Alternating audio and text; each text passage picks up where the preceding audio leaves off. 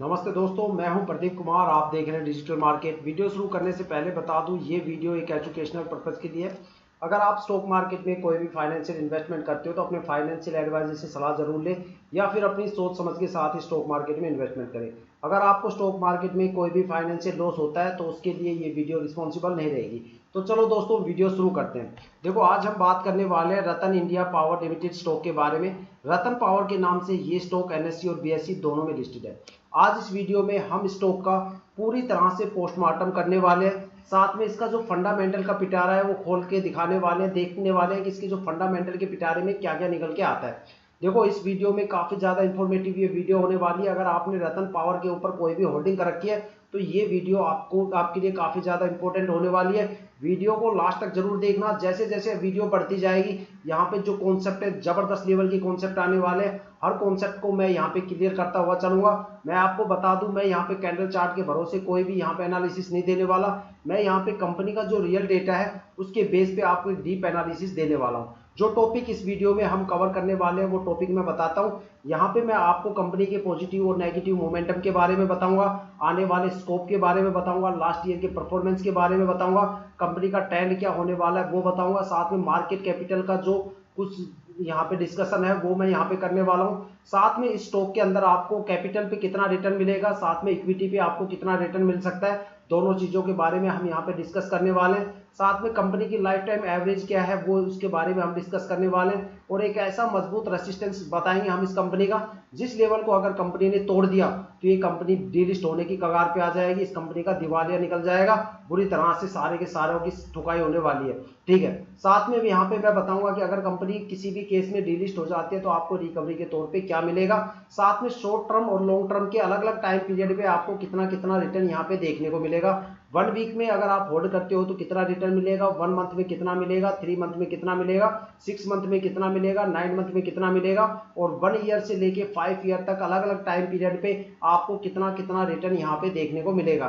साथ में हम बात करेंगे इसके होल्डिंग पैटर्न को लेके कि यहाँ पे जो होल्डिंग पैटर्न है कैसा है, किस रेशियो पे यहाँ पे होल्डिंग पैटर्न काम कर रहा है, कितना होल्डिंग पैटर्न रेशियो यहाँ पे सबसे बेस्ट होता है एक्सपर्ट के अकॉर्डिंग, और किस लेवल के ऊपर होल्डिंग पैटर्न अगर गिर जाए तो यहाँ पे कंपनी के अंदर एक जबरदस्त यहाँ पे गिरावट होने की संभावना बढ़ जाती है। हर एक चीज के बारे में हम बारीकी से बात करेंगे। ये तो चुनिंदा पॉइंट बताए जो मैंने आपको बताए, लेकिन यहाँ पे वीडियो में मैं काफी ज्यादा पॉइंट पे एक डीपली रिसर्च आपको देने वाला हूँ। वीडियो कम से कम 15 या 20 मिनट लंबी होने वाली है। आप वीडियो के अंत तक जरूर बने रहना अगर आपने स्टॉक के ऊपर इन्वेस्टमेंट किया है। मैं दावा करता हूं कि आपने ऐसी वीडियो कभी देखी नहीं होगी, ऐसा डीपली फंडामेंटल एनालिसिस कभी देखा नहीं होगा। आपके सारे कॉन्सेप्ट क्लियर हो जाएंगे कि आपने जिस प्राइस रेंज पे खरीद रखा है क्या वो प्राइस रेंज बिल्कुल सही है या गलत है, और क्या यहाँ पे टारगेट होने वाला है, उन सभी के बारे में हम यहाँ पे बात करने वाले हैं। तो चलो वीडियो शुरू करते हैं। देखो, बात करने वाले हैं रतन इंडिया पावर लिमिटेड स्टॉक के बारे में। अगर स्टॉक के करंट शेयर प्राइस की बात की जाए तो फ्राइडे को ये स्टॉक 14 रुपए 75 पैसे की गिरावट के साथ है, और यहाँ पे 14 पैसे की एक अच्छी खासी गिरावट देखने को मिली। देखा जाए तो यहाँ पे 0.94 पैसे की यहाँ पे एक अच्छी खासी गिरावट हुई है। सुबह स्टॉक्स के अंदर एक जबरदस्त पॉजिटिव मोमेंटम देखने को मिला, फिर स्टॉक आराम स्पीडली काफी स्पीड से यहाँ पे धड़ाम हो गया और स्टॉक एक काफी जबरदस्त यहाँ पे गिरावट ले बैठा। ठीक है। अगर स्टॉक की लास्ट ईयर की परफॉर्मेंस की बात करें तो ये स्टॉक 6 रुपए 50 पैसे से चल के 21 रुपए 10 पैसे के आसपास गया था। देखा जाए तो लास्ट ईयर में यहाँ पे रिटर्न का जो इन्वेस्टर्स है उनका जो पैसा है या जो उनका रिटर्न है, लगभग उन्होंने पैसा जो है उनका 2.5 या 3 गुना के आसपास यहाँ पे हो गया। देखा जाए तो यहाँ पे इन्वेस्टर्स को एक अच्छा खासा रिटर्न देखने को पिछले साल मिला। ठीक है। अगर स्टॉक के पी रेशियो की बात करें तो 0.83 के आसपास है, जिसका मतलब जो ये है कि भाई जो स्टॉक का ट्रेंड है, जो प्राइस वैल्यूएशन है वो एवरेज से काफी ज्यादा नीचे चला गया। यहाँ पे आपको एक मोमेंटम तो देखने को मिलेगा, लेकिन जो मोमेंटम यहाँ होना चाहिए वो मोमेंटम जो पिछले साल यहाँ पे मोमेंटम था वो मोमेंटम यहाँ आपको देखने को नहीं मिलेगा। अब बात करने वाले हैं इस स्टॉक की फंडामेंटल रिपोर्ट के बारे में, जिससे हम इस स्टॉक के ऑपरेशनल और सेल्स रिपोर्ट के बारे में कि भाई जो कंपनी की ऑपरेशनल एक्टिविटी है वो कैसी चल रही है, साथ में जो कंपनी की सेल्स एक्टिविटी है वो कैसी चल रही है, सेल्स टीम क्या परफॉर्म कर रही है, कंपनी को कुछ मिल रहा है या नहीं मिल रहा, कंपनी की जो सेल्स है वो कैसी चल रही है। उसके लिए हम कंपनी का क्वार्टरली फाइनेंशियल रिजल्ट देखेंगे, और जो यहाँ पे रिसेंट रिजल्ट है वो जून 2024 का है। अगर कंपनी के रिवेन्यू की बात करें तो कंपनी ने यहाँ पे 931 करोड़ के आसपास रिवेन्यू गेन किया। पिछले ईयर के कंपैरिजन में यहाँ पे आपको 9.5% की उछाल देखने को मिल रहा है, ग्रोथ देखने को मिलती है। साथ में अगर नेट इनकम की बात करें तो 93 करोड़ के आसपास है। लास्ट ईयर के कंपैरिजन में यहाँ पे आपको 116 पॉइंट का जबरदस्त उछाल देखने को मिलता है। साथ में अगर डिल्यूटेड ईपीएस की बात करें तो 0.17 है। लास्ट ईयर के कंपैरिजन में यहाँ पे आपको 116% की ग्रोथ देखने को मिलती है। अगर नेट प्रॉफिट मार्जिन की बात करें तो यहाँ पे 9.98% के आसपास है। लास्ट ईयर के कंपैरिजन में यहाँ पे आपको 115 पॉइंट की जबरदस्त ग्रोथ देखने को मिलती है। अब बात करने वाले हैं स्टॉक की डीपली एनालिसिस के बारे में। अगर स्टॉक की मार्केट कैपिटल की बात करें तो ये 7,899 करोड़ है, जबकि जो शेयर का प्राइस है वो 14 रुपये 66 पैसे के आसपास है।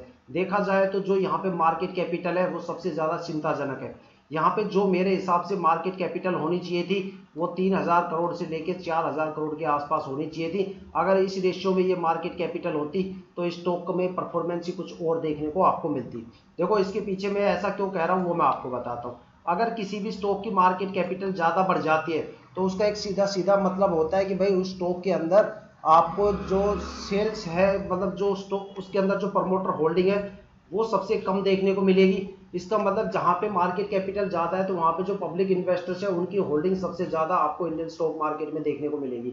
अगर यहाँ पे किसी भी स्टॉक के अंदर जो मार्केट कैपिटल है वो अगर आपको कम देखने को मिली तो इसका मतलब ये है कि वहाँ पे प्रमोटर्स की होल्डिंग काफ़ी ज़बरदस्त है। और एक चीज़ मैं आपको बता दूँ, स्टॉक मार्केट में जहाँ पे प्रमोटर की होल्डिंग का जो लास्ट रेशियो एक्सपर्ट बताते हैं कि भाई जो प्रमोटर्स की होल्डिंग जो होनी चाहिए वो कम से कम 30% तो होनी चाहिए। अगर 30% से नीचे प्रमोटर्स की होल्डिंग आती है तो आपको उस कंपनी के अंदर कोई भी खास परफॉर्मेंस देखने को नहीं मिलेगी, बल्कि वहां पे आपको धीरे धीरे लॉस होने वाला है। अगर मार्केट कैपिटल ज़्यादा हो जाती है तो इसका मतलब है कि वहां पे जो पब्लिक इन्वेस्टर्स है उनकी होल्डिंग बढ़ जाती है। अगर पब्लिक होल्डिंग बढ़ी तो यहाँ पे आपको परफॉर्मेंस कम देखने को मिलेगी। और अगर इसकी जो मार्केट कैपिटल है ज़्यादा डाउन हो गई तो यहाँ प्रमोटर होल्डिंग बढ़ जाती है। और प्रमोटर होल्डिंग बढ़ेगी तो जाहिर सी बात है कि भाई यहाँ पे स्टॉक्स के अंदर एक जबरदस्त पॉजिटिव मोमेंटम देखने को मिलेगा। देखो मार्केट में जब स्टॉक बढ़ता है तो लोग क्या करते हैं कि वहां पे ज्यादा से ज्यादा खरीदने की सोचते हैं, क्योंकि वो ये सोचते हैं बस स्टॉक दौड़ रहा है तुम भी इसका हिस्सा बन जाओ। लेकिन जब स्टॉक गिरता है तब लोग नहीं खरीदते, लोग ये सोचते हैं भाई ये गिर रहा है पता नहीं कितना गिरे। लेकिन जब वो गिरेगा तब उस लेवल पे प्रमोटर्स खरीदते हैं, जिसको हम रियल बिजनेसमैन बोलते हैं। वो तब खरीदते हैं जब वो स्टॉक गिरता है, और जितना वो गिरेगा प्रमोटर्स उतने ही ज़्यादा उस माल को खरीदेंगे। लेकिन हमारी पब्लिक क्या करती है, जब स्टॉक चढ़ता है तो उसको ज़्यादा खरीदते हैं। यही मार्केट का सिनेरियो चल रहा है और यही मार्केट कैपिटल का सिनेरियो है। लोग ये सोचते हैं कि मार्केट कैपिटल ज़्यादा है तो भाई कंपनी ने ज़्यादा से ज़्यादा मार्केट को कैप्चर कर रखी है। बिल्कुल गलत। आप ये कह सकते हो कि उन्होंने मार्केट कैप्चर नहीं कर रखी, बल्कि उन्होंने ज़्यादा से ज़्यादा इन्वेस्टर्स को कैप्चर कर लिया, उनका माल कैप्चर कर लिया। ठीक है, वहां पे आपकी परफॉर्मेंस स्टक होने की चांसेस ज़्यादा बढ़ जाते हैं। अब बात करने वाले हैं एक ऐसे की पॉइंट के बारे में जो हर स्टॉक का सबसे खास की पॉइंट होता है, जिसको हम आरओई बोलते हैं। आरओई का मतलब होता है रिटर्न ऑन इक्विटी, कि भाई इक्विटी के ऊपर आपको कितना रिटर्न मिलेगा। देखो रिटर्न दो तरीके से मिलते हैं, इक्विटी के ऊपर और कैपिटल के ऊपर।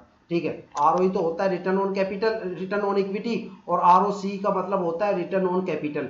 अगर यहाँ पे एक एवरेज देखा जाए कि आप इक्विटी को एक लॉन्ग टर्म के लिए होल्ड करते हो तो यहाँ पे आपको 203 रुपये 87 पैसे का एक अच्छा खासा यहाँ पे रिटर्न देखने को मिलेगा, और ये डेटा पिछले साल का है। ठीक है, और साथ में आरओसी की बात करें कि अगर आप कैपिटल को लंबे टाइम के लिए होल्ड करते हो तो यहाँ पे एक एवरेज 8.65 के आसपास आती है, जो उन्होंने इस इक्विटी को कैपिटल में कन्वर्ट कर दिया। अब मान लो मैं परसेंट के हिसाब से बात करूं तो परसेंट में 100 रुपये होते हैं। ठीक है, और इक्विटी यहाँ पे जो चल रही है पर शेयर कितनी है, 14 रुपए की। तो मतलब 100 रुपये करने में आपको यहाँ पे ज़्यादा इक्विटी खरीदनी पड़ेगी। तो इक्विटी इस वजह से यहाँ पे क्या है कि जो आरओसी है वो थोड़ी सी कम है। ठीक है, अब बात करने वाले हैं स्टॉक की जो बुक वैल्यू है उसके बारे में। सबसे पहले हम बुक वैल्यू को समझते हैं कि क्या चीज़ होती है। मान लो मैंने 100 शेयर खरीदे 50 रुपए पे और 100 शेयर खरीद लिए 100 रुपए पे, तो मेरी जो बाई एवरेज है वो क्या हो जाएगी, 75 रुपये हो जाएगी। वही मेरी बाई एवरेज है, वही मेरी बुक वैल्यू है। अगर मान लो मेरा स्टॉक 75 रुपये से ऊपर परफॉर्म करेगा तो मैं प्रॉफिट में रहूंगा, और मेरा अगर स्टॉक 75 रुपये से नीचे गिरा तो सीधी सीधी बात है कि भाई मैं लॉस में चला जाऊंगा। यही बुक वैल्यू होती है। इस स्टॉक ने जो लाइफ टाइम जो यहाँ पे बाई और सोल्ड आउट किया है उसकी जो एवरेज निकल के आ रही है वो यहाँ पे 8.13 के आसपास आ रही है। मतलब यहाँ पे जो promoter, DII, FII, public investor जो उन्होंने जितना भी माल खरीद रखा है उस खरीदने की जो बाई एवरेज है वो 8 रुपये 13 पैसे के आसपास है। अगर कंपनी किसी भी केस में बुक वैल्यू से नीचे गिर जाती है तो वो कंपनी डिलिस्ट हो जाती है, उस कंपनी का दिवालिया निकल जाता है। और वहां पे देखो पब्लिक इन्वेस्टर्स का तो पता नहीं, लेकिन प्रमोटर्स की वहां पे दब के ठुकाई होती है और वह DII और FII वालों की भी दब के ठुकाई होती है। और एक बार प्रमोटर की ठुकाई हो गई, वो प्रमोटर जिंदगी में उस कंपनी में कभी भी दांव नहीं लगाते। फिर कंपनी दूसरे प्रमोटर्स को पकड़ के लेके आएगी, लेकिन वो भी वहां पे ये बहुत पहले इन्वेस्ट करने से पहले पुराने जो प्रमोटर्स हैं उनकी हिस्ट्री मांगेंगे।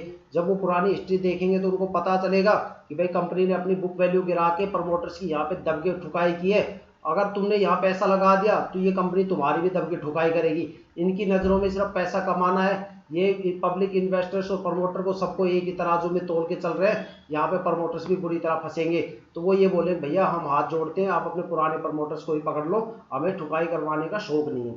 ठीक है, तो सीधी सीधी बात है। कंपनी का जो देखा जाए सबसे मजबूत रेसिस्टेंस जो होता है वो उसकी बुक वैल्यू ही होती है।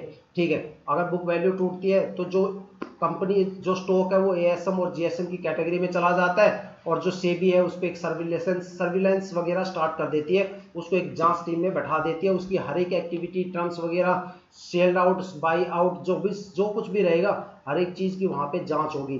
ठीक है, इसलिए कभी भी कोई भी कंपनी बुक वैल्यू से नीचे अपना प्राइस नहीं गिराती। तो चाहे मार्केट में कितना भी डाउन चला जाए, ये स्टॉक आपको 8 रुपये 13 पैसे से नीचे जाता हुआ नहीं दिखेगा, बल्कि जैसे जैसे फ्यूचर में टाइम बढ़ेगा आपको बुक वैल्यू में भी एक जबरदस्त लेवल का यहाँ पे उछाल देखने को मिलेगा।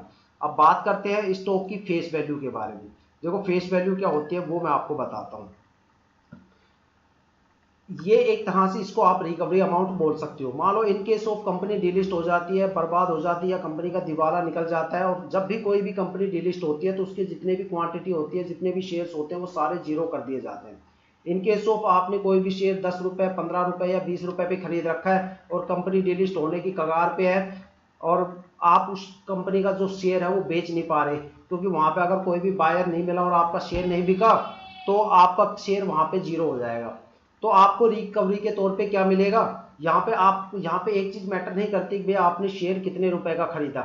यहाँ पे सिर्फ एक चीज मैटर करेगी कि आपने कितनी क्वांटिटी खरीदी और पर क्वांटिटी यहाँ पे आपको फेस वैल्यू मिलेगी रिकवरी के तौर पे। मतलब 10 रुपए पर शेयर आपको मिलेगा, चाहे शेयर आपने कितने रुपए का खरीदा हो, लेकिन आपको 10 रुपए पर शेयर रिकवरी आपको मिले ही मिलेगी, चाहे कुछ भी हो जाए। ठीक है, अब बात करने वाले हैं स्टॉक के अंदर शॉर्ट टर्म के हमें शॉर्ट टर्म में कितना रिटर्न देखने को मिलेगा और लॉन्ग टर्म में हमें कितना कितना रिटर्न देखने को मिलेगा।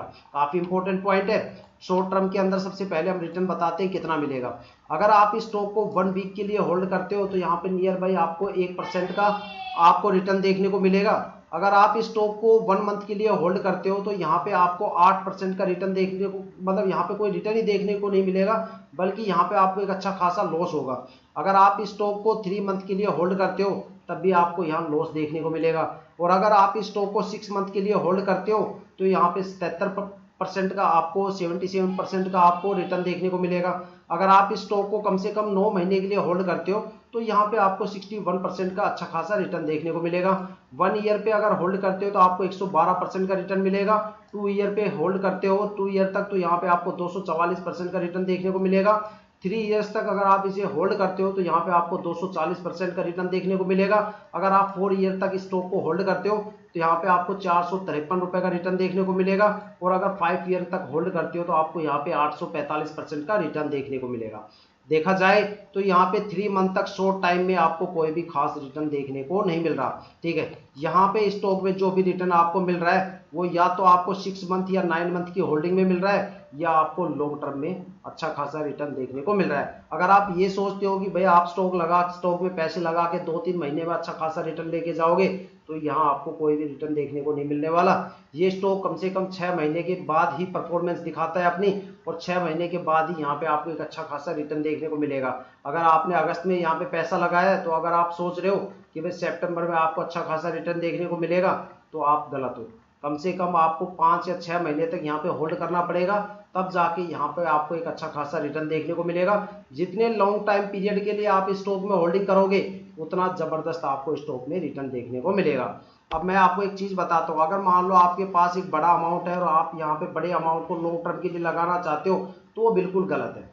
आप उस बड़े अमाउंट को यहाँ पे 6 महीने या 9 महीने के लिए लगाओ, शॉर्ट टर्म के लिए लगाओ, और एक कम टाइम में आप एक अच्छा खासा रिटर्न यहाँ पे मार्केट से लेके जा सकते हो। लेकिन अगर आप उस लॉन्ग अमाउंट को लॉन्ग टर्म के लिए लगाते हो तो वो बिल्कुल गलत है। देखो, लॉन्ग टर्म के लिए अगर आपको कोई भी अमाउंट लगाना है तो आप वहाँ पे सिप स्टार्ट कर सकते हो।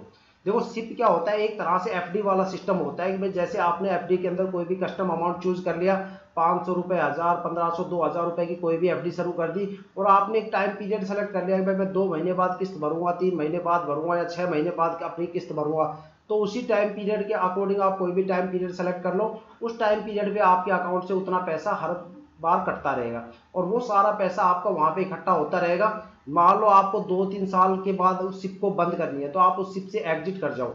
जिस भी टाइम उस सिप से आप एग्जिट करोगे, आपका जितना भी प्रिंसिपल अमाउंट है, साथ में जो भी आपकी मैच्योरिटी बन रही है, वो सारी की सारी इमीडिएट सेम डेज में आपके अकाउंट में तुरंत आ जाएगी, और आपकी सिप वहां पे बंद हो जाएगी। ठीक है, तो लॉन्ग टर्म में आप सिप के थ्रू एक अच्छा खासा यहाँ पे रिटर्न कर सकते हो। लेकिन अगर आपके पास बड़ा अमाउंट है तो यहाँ पे आप शॉर्ट टाइम में एक अच्छा खासा, शॉर्ट टर्म में अच्छा खासा रिटर्न यहाँ पे आप मार्केट से ले जा सकते हो 6 महीने या 9 महीने में। अब बात करने वाले हैं स्टॉक का जो सबसे मेजर पार्ट है, होल्डिंग पैटर्न को लेके, कि भाई स्टॉक में किस किस बंदे ने कितना कितना परसेंट माल यहाँ पे दबा रखा है।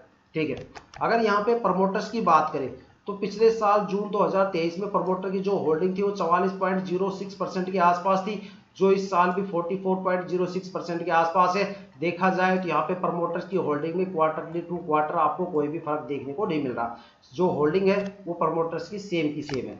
अगर बात करें डीआईआई की होल्डिंग, तो पिछले साल डीआईआई की होल्डिंग 7.25% थी, जो इस साल घट के 6.63% के आसपास आके खड़ी हो गई। साथ में अगर एफआईआई की होल्डिंग की बात करें तो यहाँ पे लास्ट ईयर 0.31 इसकी एफआईआई की होल्डिंग थी, जो इस साल बढ़ के 3.70% के आसपास खड़ी हो गई। देखा जाए तो पिछले साल जो होल्डिंग रेशियो था उससे भी ज्यादा इस साल होल्डिंग रेशियो है प्रमोटर का, डीआईआई का और एफआईआई का। तो जाहिर सी बात है वह स्टॉक में आपको एक अच्छा खासा परफॉर्मेंस तो देखने को मिलेगी, लेकिन थोड़ा सा टाइम लगेगा। टाइम इसलिए लगेगा क्योंकि 3-4 मंथ तक तो यहाँ पे कोई प्रोग्रेस देखने को नहीं मिलती। ये जो स्टॉक है actually basically long term stock है, यहाँ पे आपको लॉन्ग टर्म में ही रिटर्न देखने को मिलेगा। क्योंकि पावर सेक्टर्स के अंदर जितने भी आप देख लो, जेपी पावर, रतन पावर, सजलोन एनर्जी, सारे स्टॉक लॉन्ग टर्म के ही स्टॉक है। यहाँ पे अगर आप सोचते हो कि भाई हम शॉर्ट टर्म में अच्छा खासा प्रॉफिट लेंगे, तो यहाँ पे शॉर्ट टर्म में आपको अच्छा खासा रिटर्न देखने को नहीं मिलेगा। ये लॉन्ग टर्म के स्टॉक है। ठीक है, आपने देखा होगा कि सारे के सारे लॉन्ग टर्म से यहाँ पे होल्डिंग करके बैठे हैं। प्रमोटर भी पिछले साल से बिल्कुल नहीं हिल रहे, ना ऊपर बढ़ रहा है ना घट रहा है, बल्कि यहाँ पे डीआईआई की थोड़ी सी गिरावट हुई है, लेकिन ये भी ज्यादातर अमाउंट देखा जाए तो वो पिछले साल से अब तक होल्ड करके बैठे हैं। साथ में अगर एफआईआई की होल्डिंग देखी जाए तो होल्ड करना तो दूर, बल्कि ये तो और बढ़ गए यहाँ पे पिछले साल के कंपैरिजन में। तो यहाँ पे होल्डिंग या तो बढ़ रही है या फिर वो एक जगह रुकी हुई है। और अगर बात करें पब्लिक इन्वेस्टर्स की, तो पिछले साल जो पब्लिक इन्वेस्टर थे वो 48.39% थे, जो इस साल घट के 45.62% के आसपास आके खड़े हो गए। मतलब यहाँ पे जो होल्डिंग है उसमें आपको 2.5-3% की गिरावट देखने को मिली है, तो कोई ज्यादा यहाँ पे गिरावट नहीं है। अब मैं बताता हूँ कि जो होल्डिंग पैटर्न का सबसे बेस्ट रेशियो क्या होता है। प्रमोटर्स की जो होल्डिंग है वो लास्ट 30% होनी चाहिए किसी भी स्टॉक के अंदर। अगर प्रमोटर की होल्डिंग 30% से नीचे गिर जाती है तो वहां पे आपको स्टॉक्स के अंदर परफॉर्मेंस की जगह नेगेटिव परफॉर्मेंस देखने को मिलेगी, वहां पे जो परफॉर्मेंस है वो गिरती हुई नजर आएगी।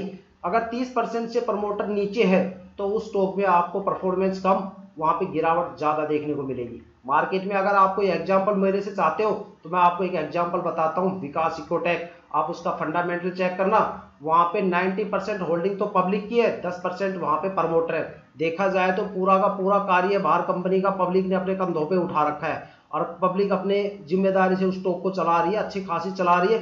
क्योंकि आपको पता है पब्लिक के अंदर लॉन्ग टर्म का तो पेशेंस होता नहीं। ठीक है, पब्लिक में या तो शॉर्ट टर्म वाले बंदे मिलेंगे या इंट्राडे खेलने वाले बंदे मिलेंगे। अब वो इंट्राडे खेल खेल के उस स्टॉक को डेली गिराते जा रहे हैं, और डेली वहां से प्रमोटर भागते जा रहे हैं। और एक कंडीशन ऐसी आएगी कि वहां पे प्रमोटर्स की होल्डिंग हो जाएगी काफी कम, और वहां पे पब्लिक इन्वेस्टर्स हो जाएंगे 98%। जब 98% हो जाएंगे तो स्टॉक है बिल्कुल धरती में आगे लेट जाएगा। जब उसमें जबरदस्त लेवल की गिरावट हो जाएगी फिर सारा का सारा माल उठाएगा प्रमोटर। ठीक है, तो उस केस में ऐसा सिनेरियो इस टाइम विकास इकोटेक में चल रहा है, केमिकल सेक्टर का वो स्टॉक है। ठीक है, तो जो 30% होल्डिंग है वो कम से कम होनी चाहिए प्रमोटर्स की। अगर किसी भी स्टॉक में आपको 30% से कम होल्डिंग देखने को मिलती है प्रमोटर्स की, तो उस स्टॉक को छोड़ दो। देखो इंडियन स्टॉक मार्केट में दुनिया भर के हजारों लाखों मतलब स्टॉक्स है, आप दुनिया भर के स्टॉक्स आप देख सकते हो, एक से बढ़ के एक स्टॉक है। जरूरी है कि भाई उसी 30% प्रमोटर्स वाले स्टॉक में घुसना, ठीक है। इससे अच्छा आप ऐसे स्टॉक में घुसो जहां पे प्रमोटर्स की होल्डिंग 60% 70% हो, ठीक है। जहां पे प्रमोटर्स की होल्डिंग जितनी ज्यादा रहेगी, मैं तो ये कहता हूं अगर आपको कम टाइम में ज्यादा पैसा कमाना है तो ऐसे स्टॉक्स का फंडामेंटल चेक करो जिनके अंदर आपको 50 या 60% से ज्यादा आपको प्रमोटर्स की होल्डिंग देखने को मिले। उन स्टॉक्स में जबरदस्त रिटर्न आपको देखने को मिलेगा, जैसे रोलेक्स रिंग हो गया, ठीक है, और भी काफी स्टॉक्स है, सोमा टेक्सटाइल हो गई, ठीक है, पीसी ज्वेलर हो गया, ठीक है, काफी बड़े बड़े स्टॉक है। मैं हर हफ्ते कम से कम 40 वीडियो डालता हूं शेयर ये डीपली एनालिसिस की। आप वो एनालिसिस की वीडियो को पूरा देखो, उसके अंदर आपको होल्डिंग पैटर्न सभी के मैं बताता हूं। आपको एक अच्छे जो आपको होल्डिंग पैटर्न लगे उसकी आप लिस्ट बना लो और उन चुनिंदा स्टॉक्स पे आप पैसा लगाओ, एक अच्छा खासा रिटर्न मार्केट से आप लेके जाओगे। तो देखो दोस्तों, ये थी अब तक की सबसे बड़ी अपडेट और सबसे डीपली एनालिसिस रतन पावर स्टॉक के बारे में। अब आपको डिसाइड करना है कि आपको कितने टाइम पीरियड के लिए यहाँ पे होल्ड करना है। मेरे हिसाब से मैं तो यही बोलूंगा कि जितने ज्यादा लॉन्ग टाइम पीरियड के लिए आप होल्ड करोगे उतना ही ज्यादा आपको रतन पावर स्टॉक के अंदर एक अच्छा खासा रिटर्न मिलेगा। पिछले साल की बात करें तो देखो ये स्टॉक पिछले साल जबरदस्त चला था। देखा जाए तो 6 रुपए 50 पैसे से चल के ये 21 रुपए 10 पैसे तक गया था। देखा जाए तो यहाँ पे एक तरह से 3 गुना लोगों का पैसा हो गया था। तो जितना ज्यादा लंबा टाइम होल्ड करोगे पैसा उतना ज्यादा बनेगा, लॉस उतना ही ज्यादा कम होगा। अगर आप कम टाइम के लिए होल्ड करोगे तो वहां पे आप पैनिक हो जाओगे गिरावट देख देख के, और वहां पे प्रॉफिट की जगह आप लॉस की तरफ भागोगे, क्योंकि एक जो माइंड होता है वो ऐसा होता है, एक बार माइंड पैनिक हो गया तो वो लॉस की तरफ ही भागता है। जब गिद्दड़ की मौत आती है तो वो गांव की तरफ ही भागता है, ये कहावत वहां पे लागू हो जाती है, ठीक है। तो लॉन्ग टर्म के लिए इन्वेस्टमेंट करना सीखो, पेशेंस को थोड़ा सा कंट्रोल करना सीखो, आप स्टॉक मार्केट में जबरदस्त रिटर्न मार्केट से लेके जाओगे। तो देखो दोस्तों, ये थी अब तक की सबसे बड़ी अपडेट। आप मुझे एक चीज जरूर कमेंट करके बताना कि भाई आपने इस स्टॉक के अंदर कितने कितने लेवल पे कितना कितना शेयर खरीद रखा है, क्योंकि आपका जो डेटा होता है उसको हम कलेक्ट करते हैं और उस डेटा के बेस पे हम वीडियो को इंप्रूव करते हैं, ताकि हम आने वाली अगली वीडियो में लोगों को बताते हैं कि भाई ज्यादातर जो यहाँ पे एवरेज चल रही है लोगों की वो इस शेयर प्राइस पे चल रही है, तो यहाँ पे आप लेवल पे बाई करने की कोशिश करना। और अब मैं आपको बता देता हूँ कि मेरे पास जो पुरानी वीडियो से जो आंकड़ा आया है उसकी जो हमने एवरेज निकाली है वो एवरेज यहाँ पे कितनी है मैं आपको बताता हूँ, ठीक है। यहाँ पे जो एवरेज है वो है, एक मिनट, यहाँ पे लोगों ने जो यहाँ पे बाइंग एवरेज दे रखी है वो ज्यादातर लोगों की जो हमने बाइंग एवरेज निकाली है वो 1414 रुपए 60 पैसे के आसपास ले रखी है। यहाँ पे कई बंदे ऐसे हैं जिन्होंने 1460 के ऊपर 1-1 लाख शेयर खरीद रखे हैं। कुछ बंदे भी ऐसे हैं जिन्होंने 1465 1470 के आसपास 40-40 50-50 हजार शेयर खरीद रखे हैं, और वो कम से कम यहाँ पे 6 महीने की होल्डिंग करने वाले हैं, मतलब अगले जनवरी फरवरी मतलब मार्च तक की वो होल्डिंग करने वाले हैं। अगस्त पे उन्होंने बाइंग किया था, तो जबरदस्त है। तो यहाँ पे एक अच्छा खासा रिटर्न आपको देखने को मिलेगा। अगर आप चैनल पे नए हो तो चैनल को सब्सक्राइब जरूर कीजिएगा, वीडियो को लाइक और शेयर कीजिएगा ताकि ज्यादा से ज्यादा बंदों को ये इन्फॉर्मेशन मिल सके और आप भी एक अच्छा खासा रिटर्न मार्केट से लेके जा सके, ताकि जो भी डीपली एनालिसिस वीडियो हम बनाते हैं उसकी नोटिफिकेशन आप तक सबसे पहले मिले, ताकि आप स्टॉक मार्केट के हर पहलू से अपने आप को रूबरू कर सके, इंफॉर्मेटिव कर सके, अपने आप को अपडेट और अपग्रेड करते रहे। इसी के साथ ये वीडियो समाप्त करता हूँ। जय हिंद, जय